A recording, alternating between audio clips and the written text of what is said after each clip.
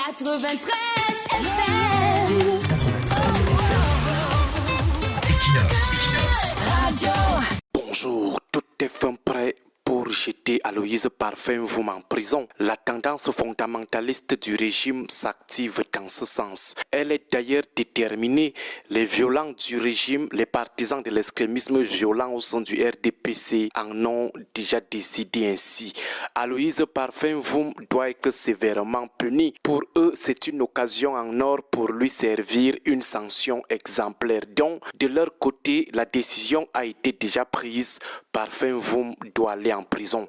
Ils ont déjà planifié cela. Le tribunal militaire doit s'occuper de lui. Ne nous demandez surtout pas pourquoi nous sommes si péremptoires. Surtout pas cette question. Nous maîtrisons le fonctionnement de la branche violente du RDPC. Nous connaissons le tempérament des leaders de cette branche. Nous maîtrisons leurs liens très étroits avec les logiques de défense tribale du pouvoir. Tout est quasiment prévu pour que Parfait-Mvoum aille en prison. Et ce qui est choquant, c'est que cela se passera sous nos yeux mous et complices. Beaucoup attendent que le plan soit d'abord exécuté cette semaine avant de surcharger les réseaux sociaux avec les free Parfait-Mvoum, les libérés Parfait-Mvoum. En tout cas, cela ne nous étonnera guère. C'est comme ça les Camerounais, dans leur immense majorité. Vous pouvez défendre leur cause pendant 50 ans, ils sont fiers, mais le jour où le régime déploie la broyeuse contre vous, il n'y a qu'une minorité très infime qui vous manifeste son soutien. Nous en savons quelque chose. Peu sortent pour anticiper, peu vous soutiennent. Nous en savons quelque chose. Nous avons fait l'objet de plusieurs tentatives d'enlèvement à Douala pendant plus de 3 mois. Seuls 2 leaders de partis politiques avaient fait une sortie officielle pour nous soutenir. Le professeur Maurice Kamto et l'honorable Jean-Michel Nietzsche. Seuls 2 médias nous avaient soutenus. Le groupe La Nouvelle Expression, Equinox et Radio Siantou. Sur une vingtaine de médias à qui nous accordons régulièrement de notre temps, de notre expertise, de notre savoir depuis plus de 15 ans aujourd'hui. Seuls 2 médias s'étaient penchés sur notre cas.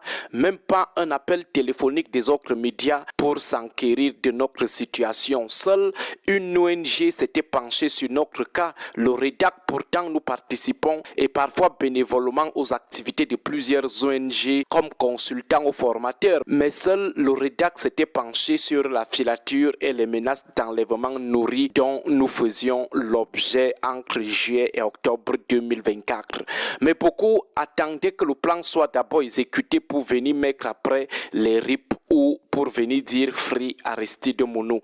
C'est le propre des Camerounais. Tout le monde voit comment Parfait-Mvoum est en train d'aller en prison. On a plutôt la tête ailleurs en train de parler des futilités pour après coup venir dire Free Parfait-Mvoum.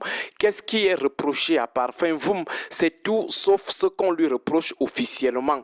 De notre lieu de pèlerinage, nous avons lu quelques documents liés au harcèlement judiciaire qui est en train d'être déployé contre lui. Nous y avons lu un harcèlement politique. Ce n'est donc pas une affaire judiciaire qui a été déclenchée, c'est une affaire purement politique, une sale besogne politicienne. Incitation à la haine dont avec tous les promoteurs invétérés de la haine que nous connaissons au Cameroun, aussi bien sur les plateaux que sur les réseaux sociaux, c'est seulement Aloïse Parfait-Mvoum qui mérite la prison.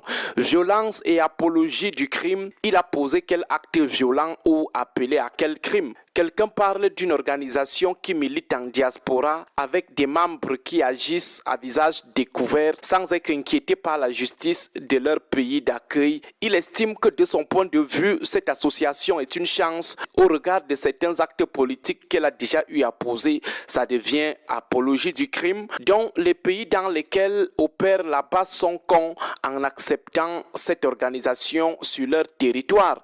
Donc vous voyez la France, la Belgique, l'Angleterre ou l'Allemagne accepter une organisation terroriste sur son territoire et ce pendant plus de 7 ans. Si la base était une organisation dangereuse avec des activités terroristes, ces pays allaient vraiment la laisser exister sur leur territoire ou laisser cette organisation mener publiquement ses activités. Incitation à la haine. Rappeler aux gens qui sont derrière les histoires de Ernest Ouandié que c'est une manifestation déguisée ou indirecte de la haine contre les Bamileke pour tenter d'atteindre le principal opposant qu'est Kamto. C'est l'incitation à la haine tribale. Rappeler une citation en citant bien l'auteur, c'est de la violence ou de l'apologie du crime. En plus, où est la liberté d'opinion? On enfarine un ministre, il faut que tout le monde soit en deuil. Les gens stigmatisent une communauté qui n'est en rien responsable des 43 ans de bilan chaotique de Paul Biya. Et vous voulez qu'on laisse passer cela parce qu'on est bêtis ou camp. Et pour le cas particulier d'Aloïse Parfum Voum, il ne doit pas dénoncer ce tribalisme anti-Bamileke parce qu'il est boulot entre ceux qui déversent leur haine contre une communauté chaque jour et ceux qui mettent à nu cette haine qui incite finalement à la haine, qui doit passer au tribunal militaire, qui doit être sanctionné par le CNC. Mieux, vous sortez une fois une note qui interdit les plateaux de télévision et de radio à nous autres parce qu'on est originaire du village. Ça sera mieux comme ça. Courage à Aloïse Parfum Voum. Bonne semaine à vous tous. 93 FM.